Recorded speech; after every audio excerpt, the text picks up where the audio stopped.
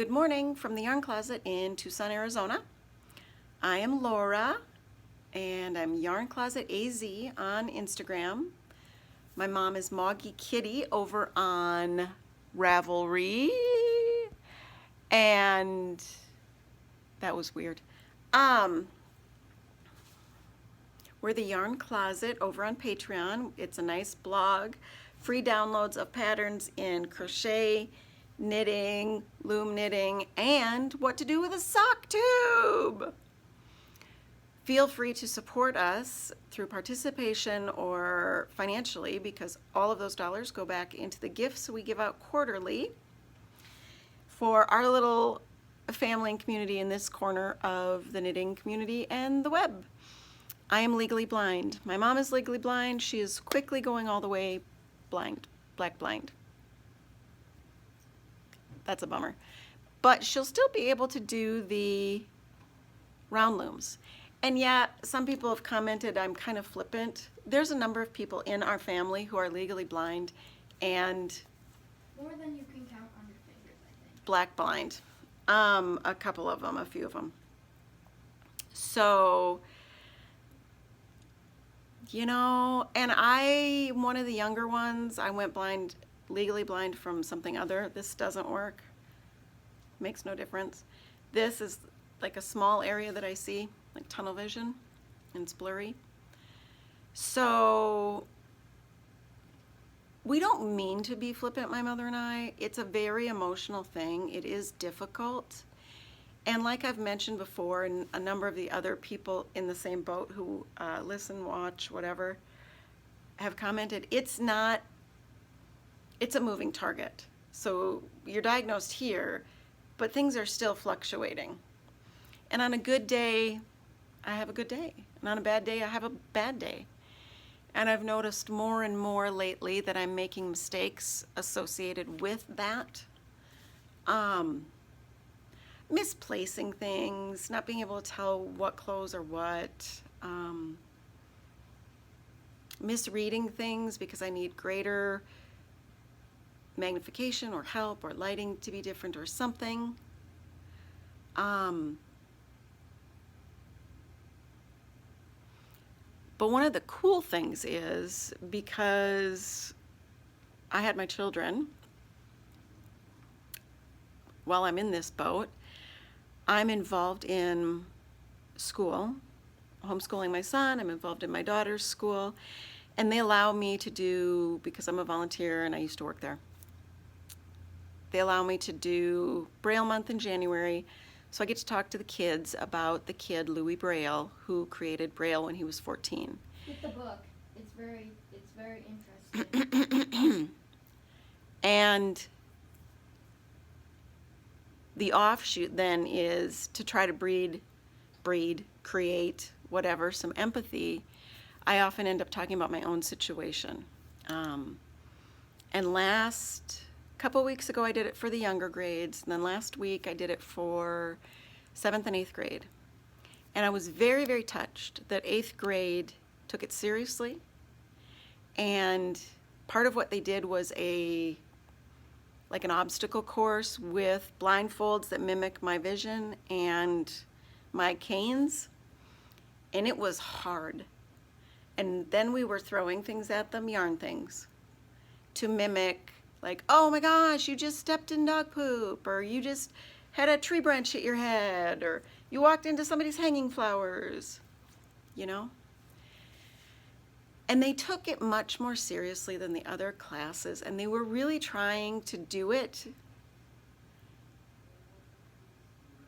not just walk around, you know, with the masks on and being funny, but I'm podcasting!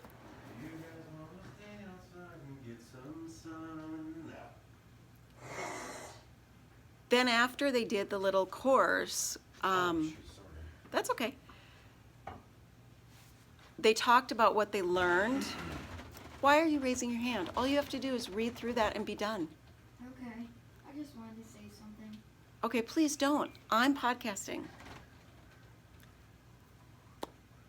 They were vulnerable to each other when they were done. They talked about how it was scary, One girl, like her balance was way off. She almost fell down. One girl just couldn't put the mask on. She couldn't do it. One of the boys was like, it was frustrating because I don't walk at that pace. I walk faster. I get things done. And he's like, I had to be slower. And the teacher did it twice, in the morning and then in the afternoon. And he said it was harder in the afternoon. He got more confused. He was tired. It was after lunch. I was exhausted at that point. He got turned around. And they were like, how do you walk around here like it's no big deal? For me, the loss was gradual. You don't notice when your best girlfriend loses 20 pounds gradually over a year and a half. But if she lost it over a week, you'd notice, okay? I lost it gradually. I made adjustments gradually. I went through classes to learn things. And I, at some point, just have to keep getting up, raising my kids, and moving forward. I'm totally used to walking into people, into things, falling down, knocking my shoulders into doorways. So sometimes I just go forth.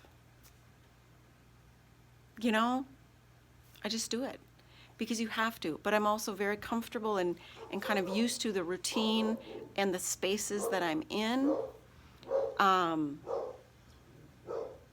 If I'm somewhere different, if they saw me at a restaurant I'd never been to before that was kind of dark, they would see a different me. They would see the me with the cane. They would see the me feeling for things quietly and slowly.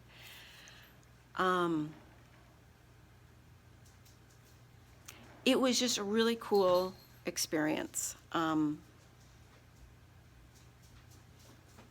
I think it brought it home because they see me, they know me.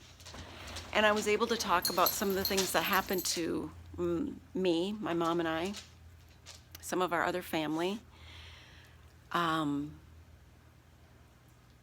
The other day, my daughter's classroom was dark. I just walked in and I started putting things away. I didn't have to turn the light on. It didn't occur to me. The teacher turned the light on and walked in a few minutes later, and I scared her.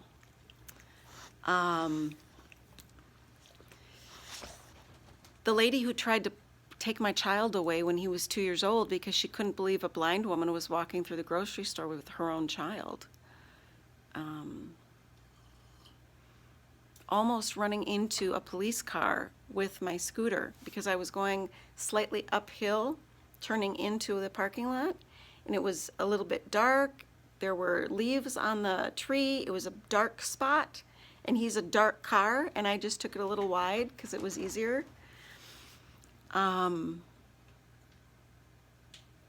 were some other funny things, but I don't know. They're just escaping me. It was such an emotional thing to try to be vulnerable also to them. It did teach me that at certain ages, it's worth being vulnerable to our kids, because in this very odd technological age, I think they're exposed almost in some ways to less than they used to be. And so that's my tidbit about that.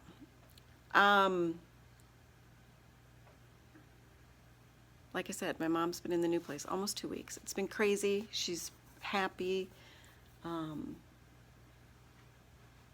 It's been crazy around here, slight illnesses, cold weather. I mean, mornings where we're driving in and it's 32. But the nice thing is that has motivated me to get through my Fix It February list. So let's review. Dun, dun, dun. There were 14 items on my original Fix It February. That's kind of funny since it's Valentine's Day on the 14th. I have the blue sweater I haven't touched, and I have the Peace Fleece sweater that I've decided to steek but haven't touched it yet. I finished the hat for my stepdad. I posted pictures on Instagram for all the things that I don't have here. The crochet blanket, oh my gosh, I finished that up. I just happened to get a bunch of acrylic from a friend, so I finished this one up and gave it to him. He's a new grandpa. But I always wash my acrylics, my baby blankets and stuff ahead of time and dry them and put them in the dryer. And one of my strands of color like broke. I don't know what the deal was. And all of a sudden I had this big hole in my granny square blanket. I was able to do some repair, and I don't think someone who's non-yarny would understand what the difference is. So it's definitely functional. It's far more secure. The purple gloves, oh my gosh! Oh my gosh! I'm gonna show you those. Okay.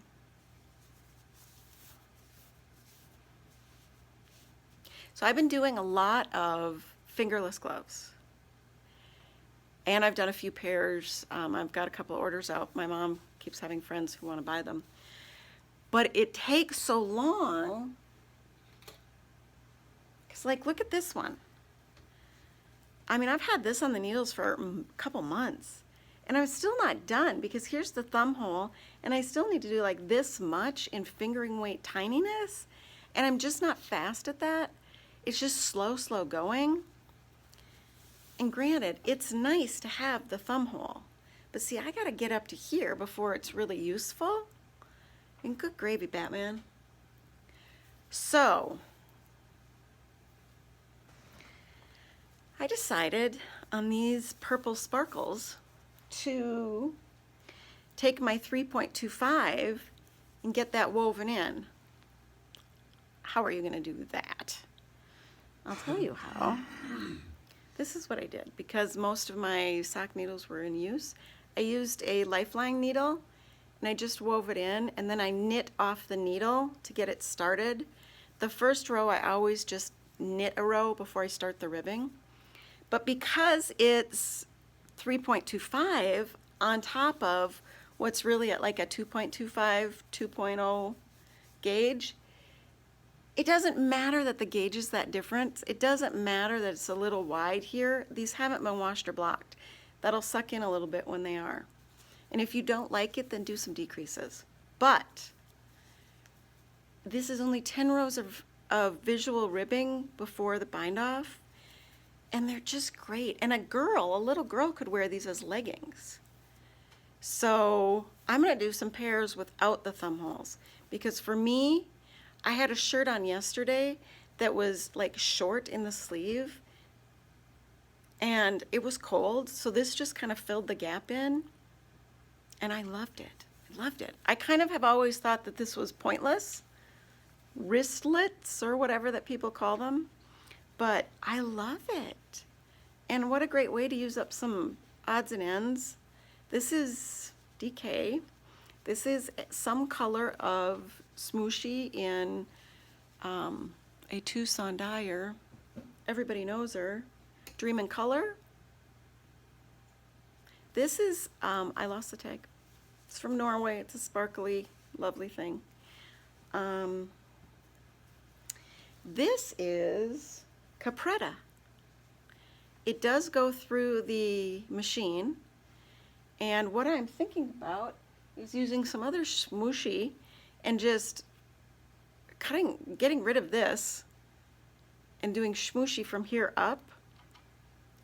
So I'm getting rid of this ribbing, replacing it with the Smooshy, and then I'll have enough yarn that I can do a nice 1x1 rib on a thumb hole in the rust color.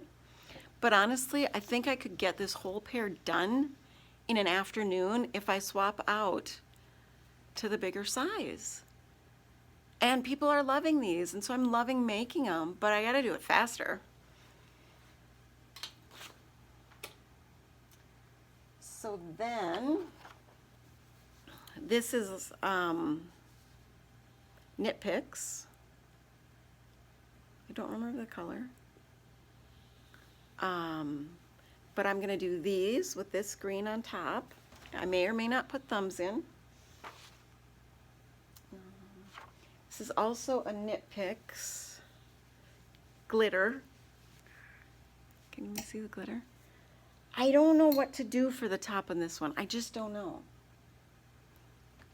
This kind of goes because it's like a bluish green.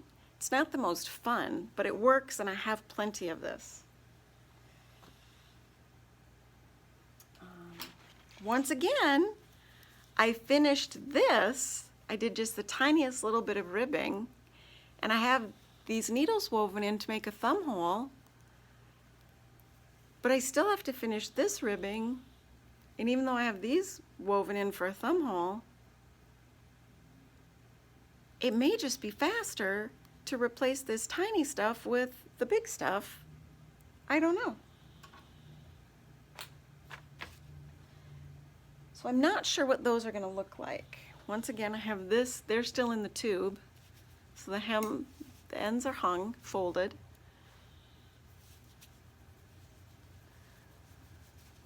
So I do one bit, I do the waist yarn, then I start the other one, I hang the hem. And I've got a ball of yarn in here that matches. So yeah, I don't know how I'm going to finish these. If I'm going to keep going with or without thumbs. I may just finish a bunch of pairs without thumbs, and then if my mom's friends want thumb holes, put them in afterwards. I'm thinking about trying to make a pair out of this worsted. This is Patton's SWS Soy Wool Stripes. And see what making it in chunkier is like, but I'd have to knit the whole tube. But that's some of the yarn that I got when my friend gave me that like acrylic batch. There were a couple of skeins of that in there. This, remember this one that I did? And then the machine ate the other one? Dude, I'm just ripping off this top and doing a contrasting purple in the thicker rib. My tube, I talked about doing slippers in these. I might, but I might do slippers and then a small set with the chunkier rib, and you know what? Those fit on my ankles as ankle warmers. I mean, leg warmers were gargantuan in the 80s. Ankle warmers only have to be as long as these. Not even. And then you can also pull them up for boot cuffs. I'm totally into the small multifunctional project right now. And I love the yellow these days. So I might do that.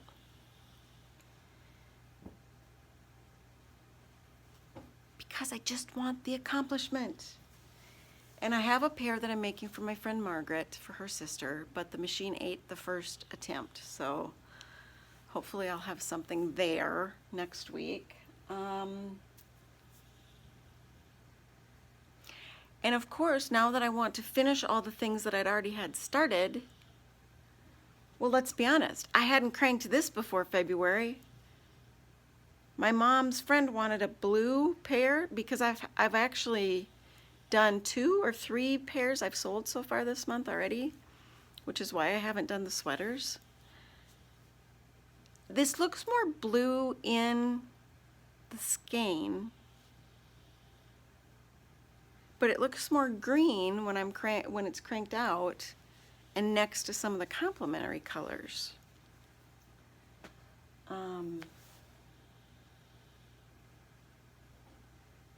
And all I want to do is crank bunches of more tubes and just knit these. Because, as some of you have stated, I'm turning into Kate Celine. The hair is not quite there. I don't know how to do that wrappy bandana thing. But she makes a lot of these, and I totally get why now. I totally get why. It goes right on your ankle or your wrist and your hand, and it's so cozy. Cozy? Cozy, cozy, cozy's good. You're wrapped in a blanket, cozy. I am YarnCloset fans. He is. So that is where we are at with Fix It February. I mean, I'm loving it. It feels really good. I decided that 3 of these items, I'm just not. This one was a crocheted sweater in a linen. This was a very brief start to Tecumseh, but my short rows were crummy, and I've realized since then I don't need to do short rows and sweaters. I don't like them. And I am not writing up the granny stitch blanket pattern. I'm just not. And I'm not finishing it, and it's just on the back of a chair. I'm just not. So it felt good to let go of those. So it felt good to actually accomplish like 4 things, really 4 things off the list.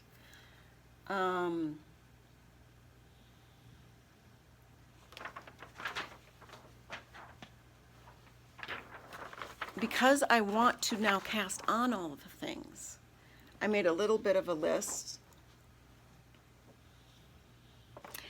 I want to figure out how to do more of the socket or Midas type hats, those fingering weight hats, but do them at a sport weight, just so it's a little bit faster.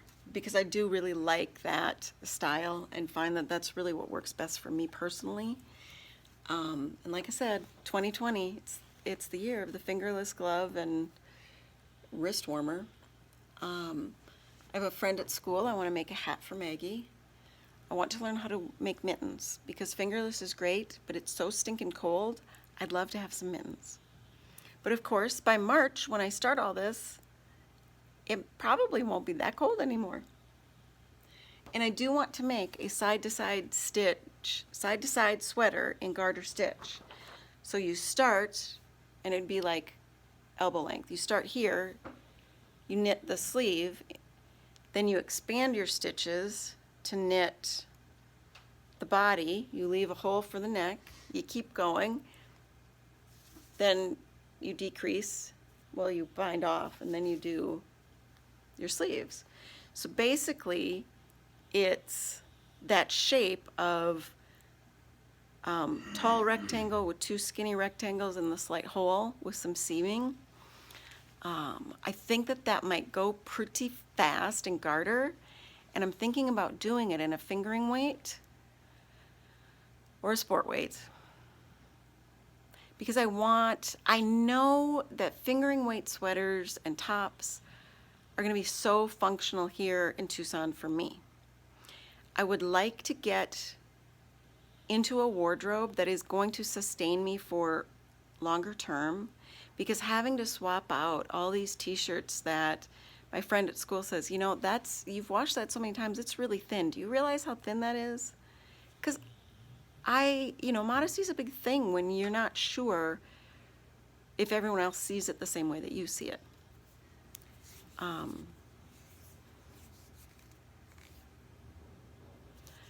And so I want to have some things that I know and they're going to last a little bit longer. There's no question. So I really think that might be a way to do it and do it quickly, because I want to make more sweaters.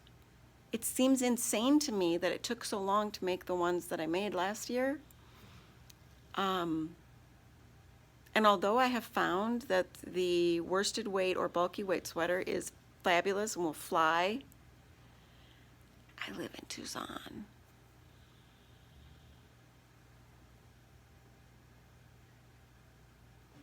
Yes, it was 32 degrees this morning at some point. 37, I think, when we left. 42, something. And wet and moist, and that's colder. And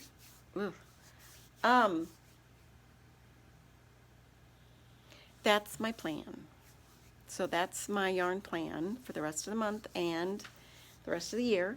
Let's see how many times that changes. I'm hoping to work in a podcast with Kitty on the 20th, I believe, we'll be recording. So it'll be like the last week of the month, or the 21st. So it'll be like the last week of the month we'll record. And her hair has grown out like you wouldn't believe. It's adorable.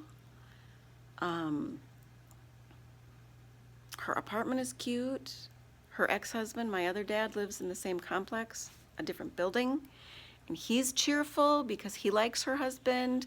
They get along, and he gets to see me and the kids more. So it's been really good for everybody, and we couldn't be happier. So look with your heart first, and have a great day.